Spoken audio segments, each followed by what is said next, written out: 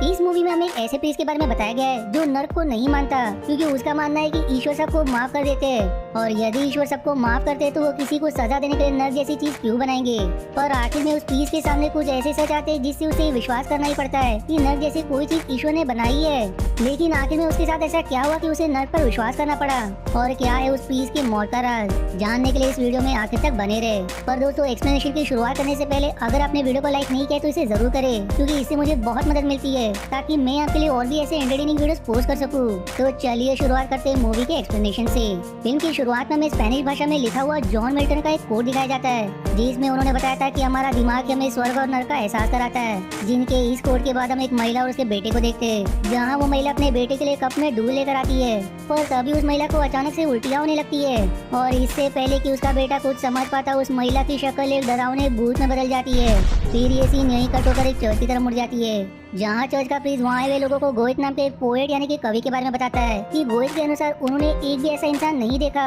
जिसने कोई ऐसी गलती की हो जिस गलती को गोएट ने अपने जीवन में ना किया हो। यानी कि उनका कहना है कि सभी इंसान गलतियाँ करते हैं और जीसस ने भी लोगों को माफ करने की सलाह दी है, और यदि ऐसा है तो ईश्वर भी हमारी गलतियों के लिए हमें माफ कर देगा, जिसका साफ मतलब है कि नर्क जैसी कोई चीज नहीं होती, क्योंकि अगर ईश्वर हमें माफ कर देता है तो वो हमें नर्क में सजा ही क्यों देगा। वहीं पे जिसका नाम हेनरिक होता है, उनकी बातों को एल्सी नाम की एक बुजुर्ग महिला भी सुन रही थी, जो उनका प्रवचन खत्म होने के बाद उनसे अपनी समस्या बताती है, जिस पर हेनरिक उस महिला को डॉक्टर से मिलने की सलाह देता है। लेकिन वो महिला बताती कि उसकी समस्या को डॉक्टर ठीक नहीं कर सकते, क्योंकि उसे भूत और आत्माएं दिखाई देती है। वो हेनरिक से शेयर करती है कि उसे अब भी एक आत्मा नजर आ रही है जो हेनरिक की माँ की है, और वो बहुत ज्यादा उदास है। जिस पर हेनरिक सवाल करता है कि आखिर मेरी माँ की आत्मा उदास क्यों है, जिसके जवाब में वो बुजुर्ग महिला बताती कि वो तुमको लेकर काफी उदास है। पर ये सुनकर हेनरिक उस महिला को घर जाकर आराम करने को कहता है, साथ ही वो उन्हें साम की किताब पढ़ने की भी सलाह देता है। दरअसल साम की किताब में ओल्ड टेस्टामेंट की बातें लिखी हुई है जो बाइबल का हिस्सा है। अब अगले सीन में हम हेनरी को उसके बेटे जेस्पर के साथ घर में देखते हैं, जहाँ उसने जेस्पर का ख्याल रखने के लिए कैरोलिना नाम की एक बेबी सिटर को हायर कर रखा था। जहाँ वो जेस्पर से बात कर ही रहा था कि तभी वहाँ हेनरी की पत्नी अपने भाई के साथ आती है, जिन्हें देखते जेस्पर उनके साथ जाने के लिए तैयार हो जाता है, जो देख कर हम समझ पाते हैं कि हेनरी और उसकी पत्नी अलग रहा करते हैं। पर उनके अलग रहने का क्या कारण है ये इस मूवी में नहीं बताया गया है। यहाँ हेनरी जब अपनी पत्नी से बात कर रहा होता है तो उसके लैंडलाइन नंबर पर एक कॉल आती है, जिसे कैरोलिना रिसीव करती है। तब हेनरी के पूछने पर कैरोलिना बताती है कि ये कॉल हैमरडल के फॉरेंसिक डिपार्टमेंट से आई थी, और उन्होंने बताया कि तुम्हारे पिता की पानी में डूब जाने के कारण मौत हो गई है, जो जानकर हेनरी को बहुत बुरा लगता है। अब वो अपने पिता का अंतिम संस्कार करने के लिए हैमरडल शहर की तरफ निकल पड़ता है, जहाँ रात के अंधेरे में अचानक से एक महिला उसके कार के सामने आ जाती है, और अब अचानक से उस महिला के सामने आ जाने के कारण हेनरी बचाव में ब्रेक लगा देता है। लेकिन तब तक वो महिला हेनरी के कार से टकरा चुकी थी। इस पर अब वो अपनी कार से बाहर निकलकर उस महिला को देखने जाता है, लेकिन उसे वहाँ कोई नहीं मिलता। तब हेनरी को लगता है कि शायद उसका वहम रहा होगा, इसलिए वो वापस अपनी कार में आकर बैठ जाता है। लेकिन जब वो कार को स्टार्ट करने की कोशिश करता है तो उसकी कार स्टार्ट नहीं होती, इसलिए वो कार का बोनट उठाकर इंजन चेक करता है कि कहीं उसका इंजन ज्यादा गर्म तो नहीं हो गया, लेकिन सब कुछ सामान्य था। उसे अब कुछ भी समझ नहीं आता कि आखिर उसकी कार अचानक से खराब कैसे हो गई। जिसके बाद उसे एक पेड़ पर बोगवानेट गाँव में जाने का साइन बोर्ड नजर आता है, जिसकी दूरी यहाँ से 7 किलोमीटर की है, इसलिए अब हेनरी पैदल ही वहाँ जाने के लिए निकल पड़ता है। अब आगे हम हेनरी को उस गाँव में देखते हैं जहाँ सिर्फ कुछ ही घर थे। उसे अब एक घर में छोटी बच्ची नजर आती है, जिससे उसके माता पिता के बारे में सवाल पूछने पर वो अचानक से किसी शैतान में बदलकर हेनरी को डरा देती है। तभी सामने वाले घर का मालिक हेनरी को चोर समझकर उसके ऊपर बंदूक तान देता है, जो देखकर हेनरी उसे समझाता है कि मैं एक प्रीस्ट हूँ। फिर हेनरी उस आदमी से मदद मांगते हुए बताता है कि मेरी कार खराब हो गई है, इसलिए क्या तुम मुझे आज की रात अपने घर पर रुकने दे सकते हो। जिस पर वो आदमी हेनरी को अपने बेटे ओले का कमरा दे देता है, जहाँ सोते समय हेनरी के बगल में उसी बच्ची की आत्मा भी आकर लेट जाती है। अब उसके वहाँ आते ही हेनरी को एहसास होता है कि कोई तो उसके पास में लेटा हुआ है, इसलिए वो जैसी अपनी आंखें खोलता है तो वैसी उस बच्ची की आत्मा उससे मदद मांगती है, जो सुनकर वो डर के मारे कांप जाता है। वो अब बिस्तर से उठकर लाइट जलाता है, लेकिन उसे कोई आत्मा नजर नहीं आती। अब हेनरी जब फिर से सोता है तो उसे सपने में एक तालाब नजर आता है, जहाँ उसके पिता की लाश पड़ी हुई थी, जो देखते ही देखते पानी में डूब जाती है। फिर कुछ ही देर में उनकी लाश पानी से बाहर निकलकर किसी शैतान का रूप ले लेती है, जो देखकर हेनरी बुरी तरह डर जाता है, और अपने इस डर की वजह से उसकी नींद भी खुल जाती है। वहीं अब तक सुबह भी हो चुकी थी, जहाँ हेनरी को ओली की अलमारी से प्रीस्ट का ड्रेस मिलता है। फिर इतने में वहाँ ओली आकर उसे बताता है कि मुझे ये ड्रेस तुम्हारे पिता ने दी थी, जो आगे ये भी शेयर करता है कि तुम्हारे पिता जब भी किसी चर्च जाया करते तो वो सभी लोगों को सेल में की इसकी बातें जरूर बताते। यहाँ ओले की बातों से अब हम समझ पाते हैं कि इस गांव के लोग हेनरी के पिता को बहुत अच्छी तरह से जानते थे, क्योंकि हेनरी के पिता भी प्रीस्ट ही थे। फिर हेनरी ओले से सवाल करता है कि मेरे पिता की मौत कैसे हुई, जिस पर ओले बताता है कि वो पानी में डूबकर नहीं मरे बल्कि उनकी हत्या की गई है। लेकिन ओले की बातों पर हेनरी को बिल्कुल भी विश्वास नहीं होता।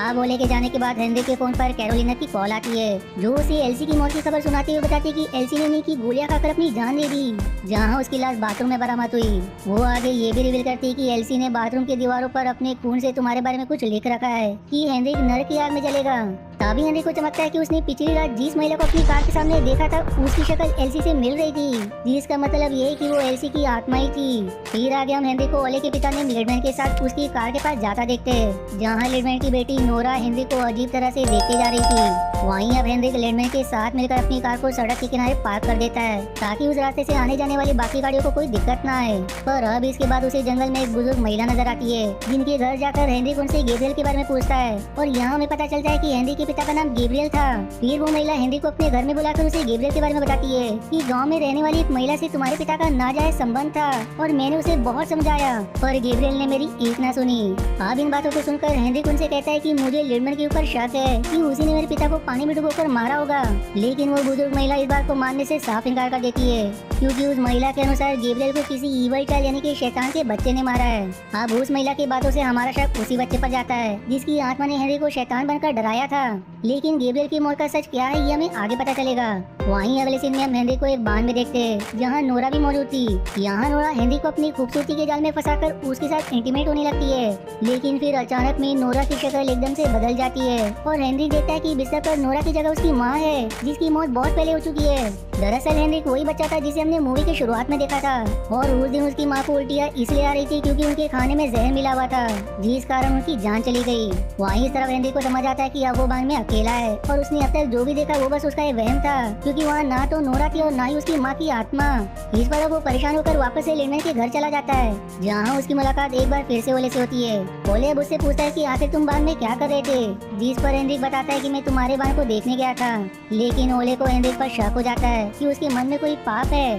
इसलिए उसे शांत की किताब में लिखी हुई कुछ बात बताता है कि यदि तुम्हारे मन में पाप आ गया या तुमने कोई पाप कर दिया है तो ईश्वर तुम्हें कठोर सजा देगा। जिसके जवाब में हेनरी भी शांत की किताब में लिखी गई दूसरी बातों को बताता है, जहाँ ईश्वर सबको माफ करने की बात किया करते हैं। लेकिन ओले उसे और भी वर्षे सुनाकर अपनी बात मानने को मजबूर करता है। यहाँ ओले की बातों से हम समझ पाते हैं कि वो हेनरिक से बिल्कुल विपरीत है, क्योंकि हेनरिक नर्क को नहीं मानता, जबकि ओले को विश्वास है कि ईश्वर बुरे लोगों को नर्क में सजा दिया करते हैं। तब हेनरिक उस गांव के चर्च में जाता है, जहाँ सैम की किताब में लिखी बातों को पढ़ने के दौरान उसकी माँ की आत्मा वहाँ कर उसे डराने लगती है। वो अब अपनी माँ की डरावनी आत्मा को लेकर सैम की किताब लेकर चर्च से बाहर चला आता है, जहाँ आगे जाने पर उसे उस बुजुर्ग महिला की आत्मा भी नजर आती है, जिसने उसे गैब्रियल के बारे में बताया था। आज काफी देर तक भागने के बाद वो एक जगह आकर रुक जाता है, जहाँ दोनों आत्माएं उसे घेर लेती है, पर असल में वो लिंडमैन की पत्नी और नोरा थी। तभी वहाँ लिंडमैन भी आ जाता है, जिसे देखकर हेनरी को ऐसा लगता है मानो वो कुल्हाड़ी लेकर उसे मारने आ रहा है, जबकि लिंडमैन के हाथ में कुछ नहीं होता। वहीं इस पूरी घटना के बीच ओले अपने पिता को भला बुरा कहकर वहाँ से चला जाता है, जिसके बाद हमें शाम का सीन दिखाया जाता है, जहाँ हेनरी ओले के बिस्तर पर लेटा हुआ था। यहाँ ओले हेनरी से रिवील करता है कि मेरे पिता लिंडमैन ने तुम्हारे पिता को मारा है, इसलिए तुम उन्हें जान से मारकर अपना बदला ले लो। दरअसल ओले गैब्रियल से काफी ज्यादा प्रभावित था, इसलिए जब उसे पता चला कि गैब्रियल की मौत के पीछे उसके ही पिता का हाथ है, तो अपने पिता से नफरत करने लगा, और यही कारण है कि वो हेनरी को अपने पिता के खिलाफ भड़का रहा है। इसलिए अब रात के समय जब सभी लोग डिनर टेबल पर होते तो हेनरी के कुल्हाड़ी लेकर लिंडमैन को मारने आता है, जो देखकर ओले बहुत खुश होता है। वो अब अपने पिता से कहता है कि अब आपको आपके गुनाहों की सजा मिलेगी, और लिंडमैन को जान से मार पाने से पहले ही नोरा की माँ उसे रोकते हुए बताती है कि गैब्रियल को लिंडमैन ने नहीं बल्कि मैंने मारा है, जो ऐसा कहकर हेनरी को गैब्रियल के बारे में बताना शुरू करती है, जिसने लिंडमैन की पत्नी यानी कि मिसेस लिंडमैन का बचपन से ही फायदा उठाना शुरू कर दिया था, और ऐसा वो काफी समय तक करता रहा, जहाँ उसने कई बार मिसेस लिंडमैन के साथ फिजिकल रिलेशन बनाए। इसलिए मिसेस लिंडमैन ओले की तरफ देखते हुए बताती कि तुम लिंडमैन की नहीं बल्कि गैब्रियल की नाजायज औलाद हो, जिसकी बाद हम फ्लैशबैक में देखते हैं कि गैब्रियल बाद में नोरा का भी गलत फायदा उठाना चाहता था, जो देखकर मिसेस लिंडमैन ने एक कैंची से कई बार करके गैब्रियल को मौत के घाट उतार दिया। वहीं थोड़ी देर बाद जब लिंडमैन वहाँ आया तो उसने गैब्रियल की लाश और अपनी पत्नी के हाथ में कैंची देकर गैब्रियल की लाश को ठिकाने लगाने का फैसला किया,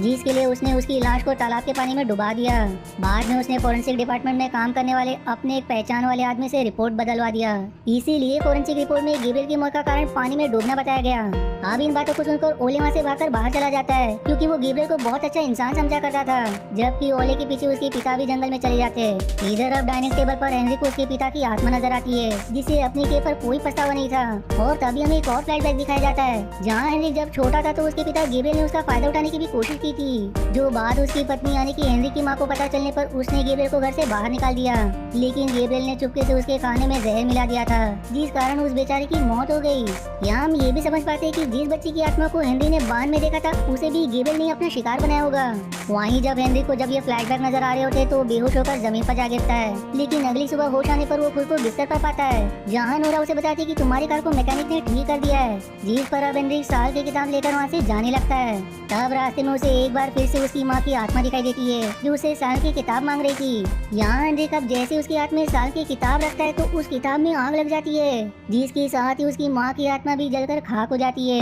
इसी के साथ पास ही मौजूद बुजुर्ग महिला की आत्मा भी गायब होकर वहाँ से चली जाती है। अब मूवी के आखिरी सीन में हम हेनरी को चर्च में देखते हैं जहाँ वो चर्च में आए हुए लोगों के सामने अपनी ही वाइफ को काटते हुए बताता है कि पिछले 100 सालों से चर्च ने नर्क को मारने से इनकार कर दिया, लेकिन ऐसा करने से लोगों के अंदर ईश्वर का डर खत्म हो गया, जिससे उन्होंने अनगिनत पाप किए, जिसमें मेरे पिता गैब्रियल भी शामिल थे। जो ऐसा कहकर हेनरिक नर्क के अस्तित्व को सबके सामने स्वीकार कर लेता है, जिस पर बहुत से लोग उसकी प्रशंसा करते हैं, जबकि कुछ लोग उसे चर्च से बाहर निकाल देते हैं। फिर हेनरिक को कैरोलिना और जेस्पर के साथ चर्च से बाहर